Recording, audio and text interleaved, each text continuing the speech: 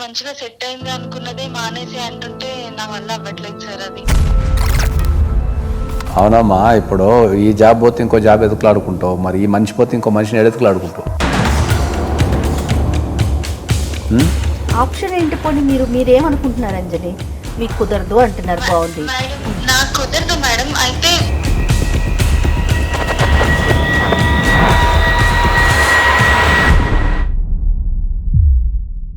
ఈ treatment stage లోనే తను అంటూ ఉంటే ధైర్యంగా ఉంటది కదా అని నేను అంతగా రిక్వెస్ట్ చేస్తున్నా, తను ఒప్పుకోవట్లేదు సార్.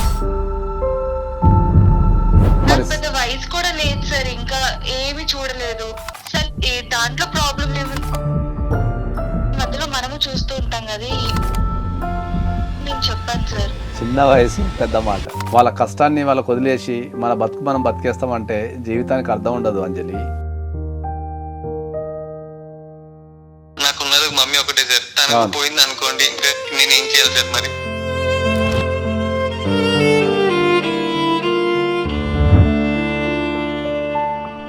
నేనున్నాను ఒక తోడు నిలబడితే వాళ్ళు ఖచ్చితంగా ఇమీడియట్లీ రికవర్ అయ్యి బాగుపడతారు. అవునండి. రేపు అదే సిచ్యువేషన్ మీ భర్తకు వస్తే వదిలిపెట్టి వెళ్ళిపోతావా అమ్మా? అలా ఇలా వదిలేస్తాను సార్.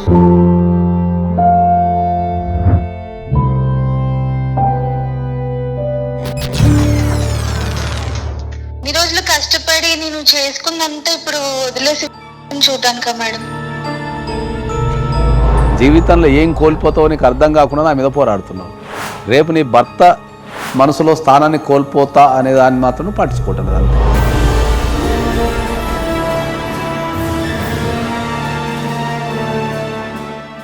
నమస్తే నాగేశ్వర గారు. వైఫ్ అండ్ హస్బెండ్ ఇష్యూతో మనని అప్రోచ్ అయ్యారండి ఒక జంట. అతని పేరు రాము. ఒకసారి మీతో మాట్లాడతానన్నారు. మరి ఫోన్ కాల్ కనెక్ట్ చేస్తాను.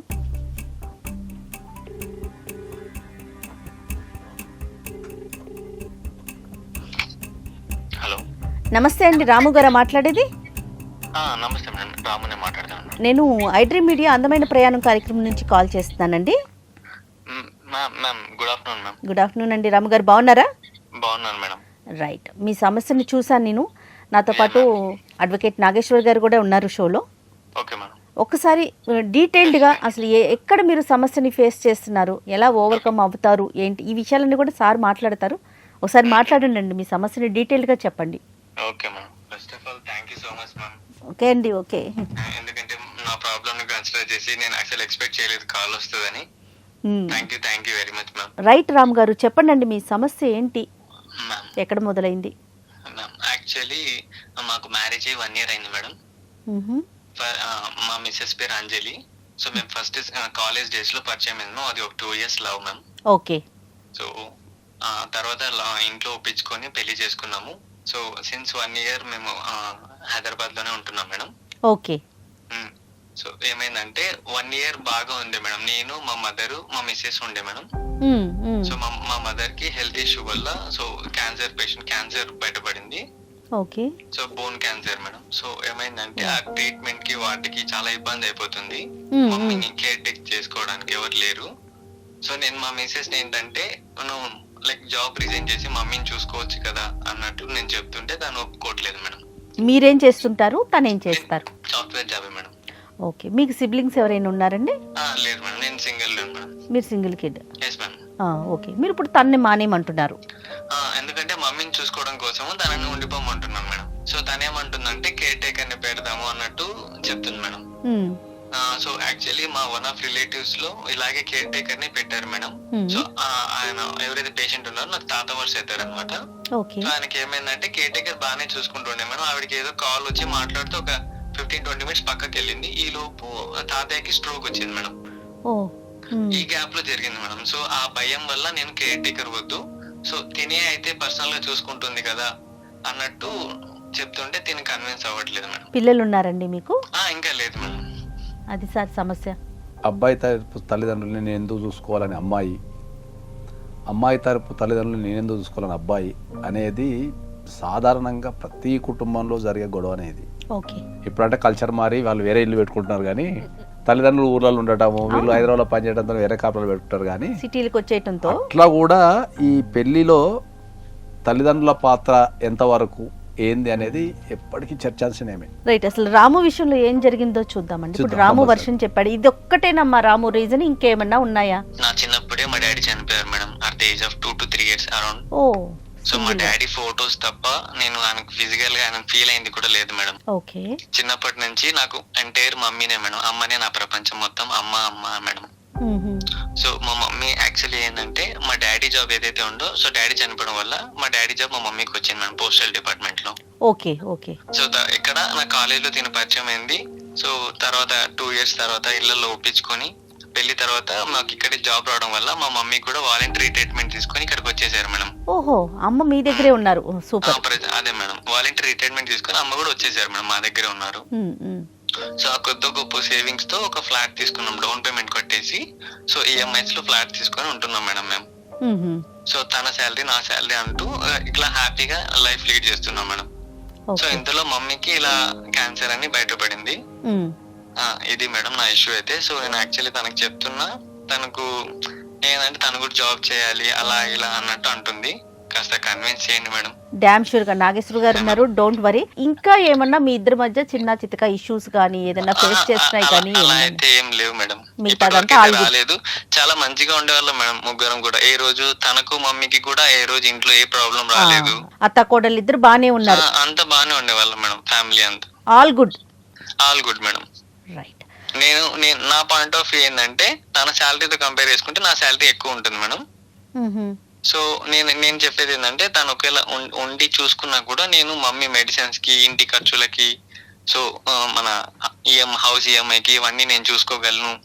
దాని గురించే నేను ఆఫీస్ లో ఇంకా ఎక్స్ట్రా ఓవర్ టైం చేయాలని కూడా నేను ఫిక్స్ అయిపోయాను. ఆల్రెడీ చేస్తున్నాను కూడా ఓవర్ టైమ్స్. సో మెడికల్ ఖర్చులకి వాటికి ఉంటదని. పర్టికులర్ గా ఏంటంటే మమ్మీ కండిషన్ బాగాలేక సో దగ్గర ఉండాలి అని దాని గురించే మేడం నా రిక్వెస్ట్. తను ఏమంటారు మీ వైఫ్? తనేందంటే ఎవరైనా కేర్ టేకర్ ని పెట్టేద్దాం, వాళ్ళు చూసుకుంటారు కదా, వాళ్ళకి ఎంత కొంత అమౌంట్ ఇచ్చేద్దాం అంటారు అన్నట్టు తను చెప్తుంది మేడం. అంజలి కదా తన పేరు? అవునండి. రైట్. మరి అంజలి చెప్పాను మేడం, ఇలా కాల్ కూడా వస్తుందంటే ఫస్ట్ తను యాక్సెప్ట్ చేయలేదు. కానీ తనకు కూడా రిక్వెస్ట్ చేశాను, ఒక్కసారి మాట్లాడు, ఇట్లా కాల్ వస్తుంది జయ మేడం వాళ్ళ నుంచి. ఓకే. సో తను ఎక్కడ స్ట్రక్ అయింది, తన ఒపీనియన్ ఏంటి ఒకసారి మాట్లాడదామండి. నాగేశ్వర గారు మాట్లాడతారు, ఒకసారి కనెక్ట్ చేస్తారా? ఏం నాగేశ్వర గారు కనెక్ట్ చేసేమందా? కనెక్ట్ చేయమని మాట్లాడదాం. ఇప్పుడు ఆమె మాట్లాడుతున్నా కదా మనకు తెలుస్తుంది. రైట్. కానీ ఒకసారి కనెక్ట్ చేయండి మా రాము. హలో హలో హలో అంజలి, నేను చెప్పండి. అదే మనకు మేడం కాల్ చేస్తారని చెప్పాను కదా, అందమైన ప్రయాణం నుంచి. అదే కాల్ వచ్చింది, ఒకసారి మాట్లాడమా మేడం? సార్ వాళ్ళు కూడా లైన్ లో ఉన్నారు. హలో అమ్మా Anjali. Hello madam. Good morning అమ్మా, బాగున్నారా? నమస్తే. బాగున్నాను మేడం, మీరు? బాగున్నానమ్మా. నాతో పాటు అడ్వకేట్ నాగేశ్వర్ గారు కూడా ఉన్నారు.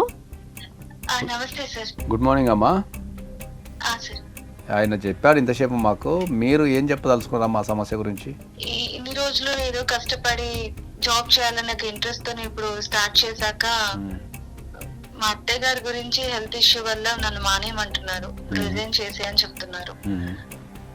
అది నాకు నేను తీసుకోలేకపోతున్నాను సార్. అది ఎందుకమ్మా? కారణం ఏముంటది? కీమోథెరపీ చేస్తున్నారు అంటే ఆల్రెడీ స్టార్ట్ చేశారు. అవును. సో అది ఎలా ఉంటుంది అనేది మీకు తెలిసే ఉంటుంది sir, time taking process.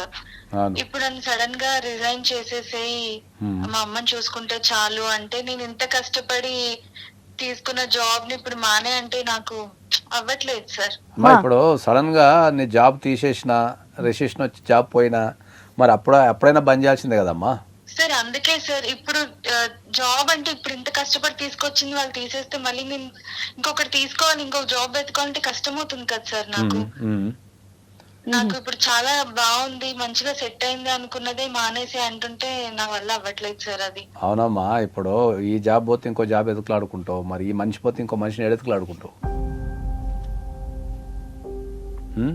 Option ఏంటి? పోనీ మీరేమనుకుంటున్నారు అంజలి? మీకు కుదరదు అంటున్నారు, బాగుంది మేడం. నాకు కుదరదు మేడం. అయితే ఇప్పుడు కేర్ టేకర్స్ చాలా మంది ఉంటున్నారు. ఇప్పుడు ఆయన వెళ్ళాలి, నేను వెళ్ళాలి జాబ్ కి. ఎందుకంటే ఆయన నాకు పెళ్లికి ముందే చెప్పారు, నీ ఫ్రీడమ్ కి ఎలాంటి ఇబ్బంది రాదు, నువ్వు జాబ్ చేసుకోవచ్చు, దానికి నేను ఒప్పుకుంటాను అని చెప్పి మేమిద్దరం ఒక ఒపీనియన్ మీద ఉండే నేను జాబ్ స్టార్ట్ చేశాను. సో కేర్ టేకర్ ని పెట్టి చూసుకోవచ్చు కదా అని చెప్పి నేను చెప్పాను మేడం. ఫైనాన్షియల్ అవ్వదు అంటున్నారు. రైట్, ఫైనాన్షియల్ గా ఎలా ఉంది, మీ ఆర్థిక పరిస్థితి ఎలా ఉందమ్మా ఇంట్లో? నాతో పోలిస్తే ఆయనకి ఎక్కువ వస్తుంది. నేను ఈ మధ్య స్టార్ట్ చేశాను కాబట్టి ఓకే, ఇద్దరు ఒకరికొకరు సపోర్ట్ చేసుకుంటున్నారు. ఇద్దరం సపోర్ట్ గా ఉంటున్నాం. ఈ మధ్య అపార్ట్మెంట్ ఫ్లాట్ కూడా తీసుకున్నాం మేము. ఎలా తీసుకున్నారమ్మా ఫ్లాట్? మీ ఇద్దరు అది లోన్లు EMI లో పెట్టుకున్నారా? మేడం. ఆ? Yes madam. అదే మీ ఇద్దరు లోన్లు పెట్టుకున్నారా, లేకపోతే అత్తమ్మది వాలంటరీ రిటైర్మెంట్ ఇచ్చి నాకు వచ్చిన డబ్బులతో కొనుక్కున్నారా? ఇల్లు మా అత్తయ్య గారు డౌన్ పేమెంట్ మీద తీసుకున్నాం మేడం. మేమైతే లోన్ కడుతున్నాము. ముగ్గురిది ఉంది ఇందులో. ఓకే, అంటే అత్తయ్య గారు అయితే డౌన్ పేమెంట్ తీసుకున్నాం అన్నమాట. అది సార్ పరిస్థితి. అమ్మా ఇప్పుడు కేర్ టేకర్ని పెట్టకుండా మీరు కొద్దిగా త్యాగం చేసి మీ అత్తగారికి సేవలు చేయొచ్చు కదమ్మా. సార్ అది ఏమి చిన్న విషయం కాదు సార్. ఎందుకంటే కీమోథెరపీ అంటే ఇప్పుడు రోజు నేను హాస్పిటల్ కి తీసుకువెళ్ళి తీసుకొచ్చి అన్ని నేనే చూసుకోవాలి. ఇప్పుడు నేను జాబ్ మానేసి అవన్నీ చెయ్యాలి అంటే సార్ 1 year అయింది సార్ మాకు మ్యారేజ్ అయ్యి కూడా. ఇప్పటి వరకు సరదాగా ఇంట్లో గడిపిందన్న ఒక రోజు కూడా లేదు సార్ మాకు. అప్పటి నుంచి జాబ్ చేసుకోవడము ఇంకా ఇలాగే సరిపోతుంది. మార్నింగ్ ఇద్దరం ఆఫీస్ కి వెళ్ళిపోవడం, ఈవినింగ్ రావడం, ఏదో ఆ నైట్ టైం స్పెండ్ చేయడం తప్ప ఇంట్లో సరదాగా కూడా ఉన్నాం సార్. సడన్ గా మళ్ళీ ఇది వచ్చింది. నాకు పెద్ద వయసు కూడా లేదు సార్, ఇంకా ఏమి చూడలేదు సార్. దాంట్లో ప్రాబ్లం ఏముంది, కేర్ టేకర్ ని పెట్టొచ్చు కదా, మధ్యలో మనము చూస్తూ ఉంటాం కదా, ఈ మార్నింగే కదా ఉంటారు వాళ్ళు, నేను చెప్పాను సార్. చిన్న వయసు పెద్ద మాట. వాళ్ళ కష్టాన్ని వాళ్ళకు వదిలేసి మన బతుకు మనం బతికేస్తామంటే జీవితానికి అర్థం ఉండదు అంజలి. ఆమె మీ అత్తగారు, నువ్వు కట్టుకున్న భర్త తల్లి. రేపు అదే విషయంలో ఏదన్నా అనకూడదు, రేపు అదే సిచ్యువేషన్ మీ భర్తకు వస్తే వదిలిపెట్టి వెళ్ళిపోతావా అమ్మా? అలా ఇలా వదిలేస్తాను సార్.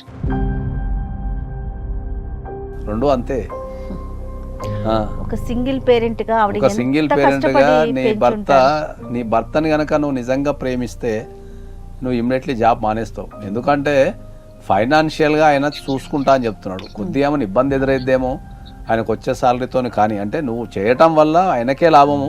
మనం ఏం చేస్తామంటే ఏదైనా సమస్య వచ్చినప్పుడు అడ్జస్ట్మెంట్ చేసుకోకుండా మనం చెప్పిన మాటే నెగ్గాలి అనే దాని మీద మనం పోరాడుతూ ఉండి జీవితాన్ని ఖరాబ్ చేసుకుంటాం. ఏ మనిషికైనా ఒక రోగమో లేకపోతే ఒక సమస్య వచ్చినప్పుడు వాళ్ళ పక్కన మన వాళ్ళు అనుకునే వ్యక్తి నిలబడి నీకేమి కాదు నేను ఉన్నాను ఒక భరోసా ఇవ్వగలిగితే వాళ్ళు రికవరీ కావటం కానీ, వాళ్ళు ఆ చికిత్సను ఎదుర్కోవటం కానీ, లేకపోతే వాళ్ళు చనిపోదాం అనుకున్న వాళ్ళు ఉంటారు చాలా మంది సమస్యలతోని, నేను ఉన్నాను ఒక తోడు నిలబడితే వాళ్ళు ఖచ్చితంగా ఇమీడియట్లీ రికవరీ అయ్యి బాగుపడతారు. అవునండి. హలో రాము గారు చెప్పండి సార్. ఇంకోటి ఏంటంటే యాక్చువల్లీ ఈ 1 year మా అమ్మ మేము కలిసి ఉన్నాం కదా, ఏ రోజు కూడా తను గాని మమ్మీ గాని ఒకరికొకరు అరుచుకున్నట్టు గాని మాట అనుకున్నట్టు ఎక్కడ లేదు సార్ అసలు. ఆల్ ఆఫ్ సడన్ మమ్మీకి ఇలా హెల్త్ ఇష్యూ అని బయటపడగానే సో నేను చెప్పింది నువ్వు ఉండి చూసుకోవచ్చు కదా అంటే ఈ మ్యాటర్ కి తను ఉండట్లేదు సార్, ఒప్పుకోవట్లేదు. ఇదైతే నేనైతే ఎక్స్పెక్ట్ చేయలేదు సార్. జనరల్ గా అత్త కోడళ్ళకి గొడవలు ఉన్నాయి, పడట్లేదు అంటే అది వేరు. తనకు లైక్ తను జాబ్ చేయాలనుకున్నది, తనకి ఇష్టం వచ్చిన జాబ్ చేయమని చెప్పాను. బట్ ఏంటంటే మమ్మీకి ఇలా అవ్వడం వల్ల ఆ కీమోస్ వల్ల తను చాలా వీక్ అయిపోయింది సార్ మమ్మీ. అవును, ఇప్పుడు కీమోస్ అన్ని కంప్లీట్ అయిపోయాక మమ్మీ రికవర్ అయితే తన జాబ్ తను చేసుకోమని చెప్తున్నాను సార్. నేను దానికి కూడా అడ్డు చెప్పట్లేదు. బట్ ఏంటంటే ఈ ట్రీట్మెంట్ స్టేజ్ లో మమ్మీకి దగ్గరుండి చూసుకోవచ్చు కదా. లైక్ ఏమన్నా మమ్మీ నాకు ఉన్నది మమ్మీ ఒకటే సార్, తనకు పోయింది అనుకోండి ఇంకా నేను ఏం చేయాలి సార్ మరి?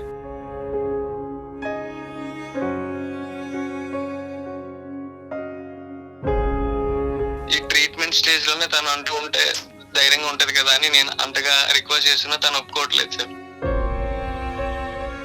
అంజలికి తెలియని విషయం ఏంటంటే రేపు ఆ ట్రీట్మెంట్లో ఏదైనా ప్రాబ్లం జరిగి మీ మదర్కి ఏమన్నా అయితే నువ్వు మదర్ని కోల్పోతావు, ఆమె భర్తను కోల్పోతావు.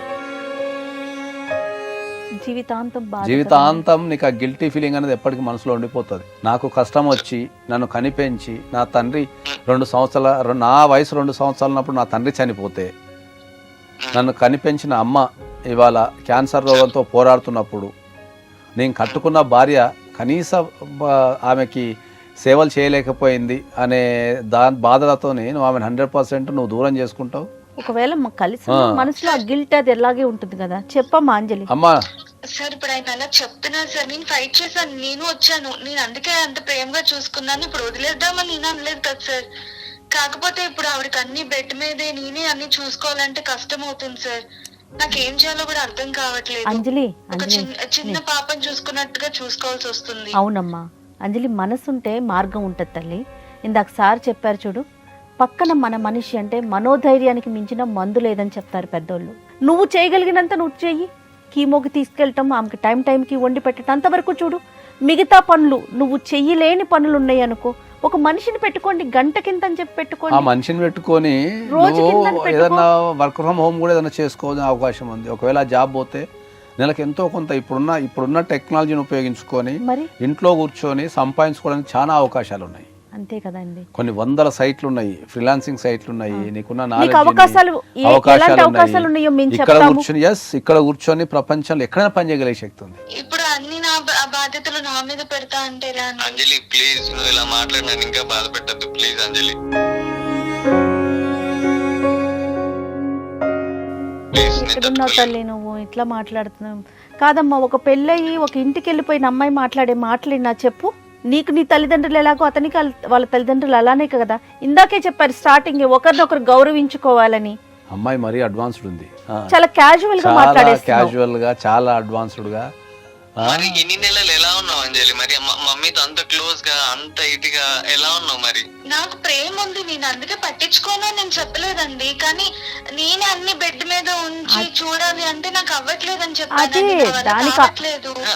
అదే ఒకటి మీ మదర్ కి అయితే నువ్వు చెప్తావా చెప్పు? మా అమ్మ ఒకటి మీ అమ్మ ఒకటి కాదు కదా. కానీ ఇంకొక విషయం చెప్పాడండి రాము, ఇప్పుడు చెప్పలేకపోతున్నాడు, నాకు మెయిల్లో పెట్టాడు. వీళ్ళిద్దరు పొద్దున్నే ఆఫీస్కి వెళ్ళిపోతే ఆవిడే మార్నింగ్ లేచి టిఫిన్ చేసి బాక్సులు కట్టించి, సాయంత్రం వీళ్ళిద్దరు ఆఫీస్ నుంచి వచ్చే టయానికి వీళ్ళెత్తగారే ఇంట్లో వంట చేసి, అంటే పిల్లలిద్దరూ ఉద్యోగాలకి వెళ్తున్నారు కాబట్టి ఒక పెద్ద మనిషి ఇంట్లో ఉండి ఇంటికి వచ్చే టైంకి ఉద్యోగాలు చేసే ఒక ఆడవాళ్ళకి నోట్లోకి ఒక అన్నం వస్తుందంటే దానంత హ్యాపీనెస్ ఇంకొకటి ఉండదు. ఇప్పుడు మనకు హైదరాబాద్ లో చాలా కుటుంబాలు ఎదుర్కొనే సమస్య ఇది. అవునండి. కానీ ఇప్పుడు ఏం జరుగుతున్నది, ఇంట్లో ఉన్న పెద్దవాళ్ళని తీసుకెళ్లి బయట వాడేసి పని మనుషులు తెచ్చుకొని ఇంట్లో పెట్టుకుంటున్నాం. అదేం కల్చర్ నాకు అర్థమే కదా. అది ఎంత సింపుల్ లాజిక్ అంటే, నువ్వు ఒక పని మనిషిని పెట్టుకొని జీతాన్ని ఇచ్చి ఆమె ఏం వండుతుందో ఏం వండదో లేకపోతే ఏం చేస్తుందో తెలియని కంటే, అదే అంటున్నా, కంటే అదే తల్లిదండ్రులు నువ్వు ఇంట్లో పెట్టుకొని వాళ్ళని మంచిగా చూసుకుంటే వాళ్ళు అన్ని చేసి పెడతారు. రేపటి రోజున మీకు పిల్లలు వస్తారు, వాళ్ళు ఎవరు చూసుకుంటారు? వాళ్ళని కేర్ టేకర్ పెట్టుకోవటం అంతేనా? అంజలి వింటున్నావా? మేడం అది కాదు మేడం, నిజం చెప్పాలంటే అసలు ఇప్పటి వరకు మేము ఇంట్లో చాలానే కోల్పోతున్నాం మేడం. ఎప్పుడు అనుకుంటా మేడం, టెంపుల్ కి వెళ్ళి ఏదో సరదాగా గడిపొచ్చు. ఇప్పటి వరకు కనీసం అలాంటి జరిగింది కూడా లేదు మేడం. మాకు ఈ టెన్షన్స్ ఎక్కువ అయిపోతున్నాయి. కానీ పర్టికులర్ ఎపిసోడ్ లో మనం ఆమె చేత కౌన్సిలింగ్ తీసుకోవాల్సిన పరిస్థితి ఏర్పడుతుంది.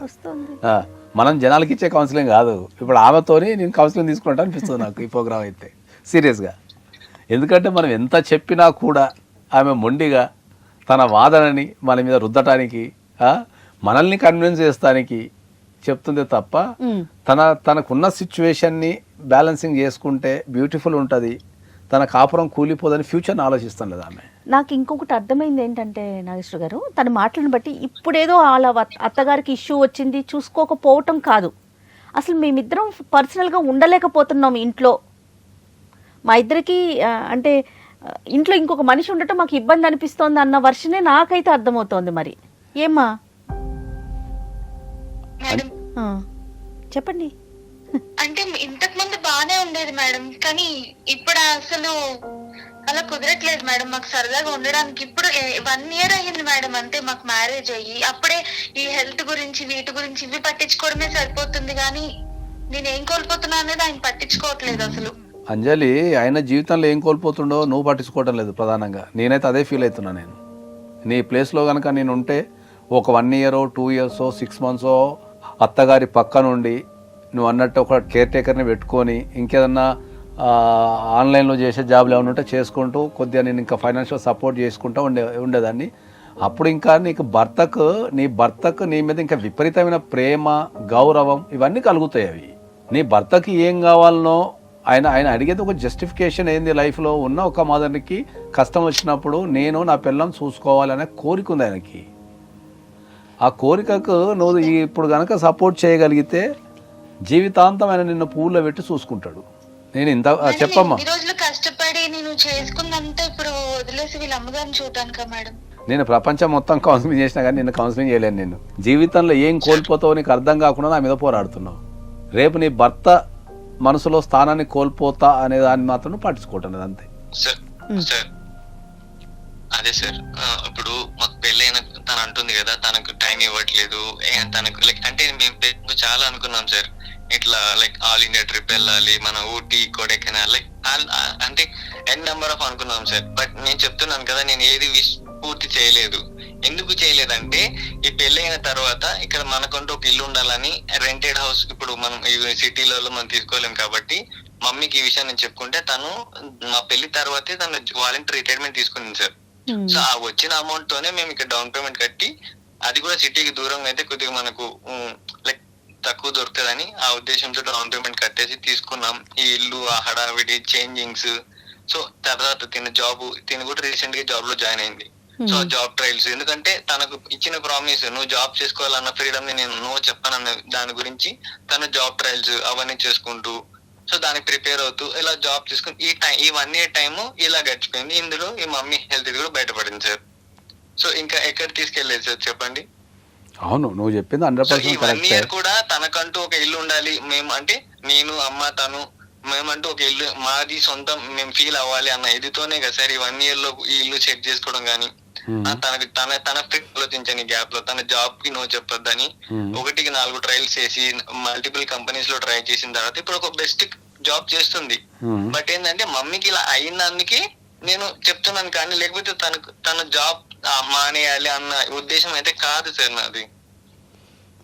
ఎందుకంటే తన శాలరీ నా శాలరీ కలితే మేము మా అన్ని ఖర్చులు పోను, ఈఎంఐస్ పోను, ఎంత హ్యాపీగా ఉండేవాళ్ళం సార్ మేము. ఎందుకంటే లిటిల్ బిట్ సేవింగ్స్ చేసుకుంటూ ఫర్దర్ ఇంకా మంచిగా ఫ్యూచర్ ప్లాన్ చేసుకోవాలి అన్న థాట్స్ లో ఉన్న నుంచి టోటల్ చేంజ్ అయిపోయింది సార్. అవును, నువ్వు చెప్పింది నాకు అర్థమైంది. కూడా తను దేనికి నో అనట్లేదు సార్. బట్ ఏంటంటే ఈ విషయంలో మాత్రం తను నేను మమ్మీ చూసుకోను అంటుంటేనే నేను ఎట్లు తీసుకోలేకపోతున్నాను సార్. ఆమె దేనికి నో అనటం లేదు, కానీ ఈ ఒక్క విషయానికి నో అంటే అన్నిటికీ నో అన్నట్టే. అదే సార్, అది ఆమెకు అర్థం కావడం లేదు. నేనైతే యాక్చువల్లీ మమ్మీకి ఇలా తెలియగానే డాక్టర్స్ చెప్తారు కదా సార్, ఎవరైనా ఉండాలి దగ్గరుండి చూసుకోవాలి, ఎప్పుడు ఎలా ఉంటుందో తెలియదు అనగానే నాకు మైండ్ లో ఫస్ట్ ఇంటెన్షన్ లైక్ అంజలి ఉంది కదా నాకు ధైర్యం, సో నేను చూసుకున్నా అంజలి అమ్మని చూసుకుంటది అన్న ఇంటెన్షన్ నా మైండ్ లో ఉండేది సార్.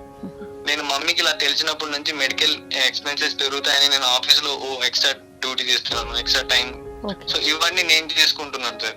సో నేను ఏదైతే అంజలి మీద పెట్టుకున్నానో హోప్ అది మొత్తం వెళ్ళిపోయింది సార్ ఈ అంజలి బిహేవియర్ వల్ల, తిన మాటల వల్ల.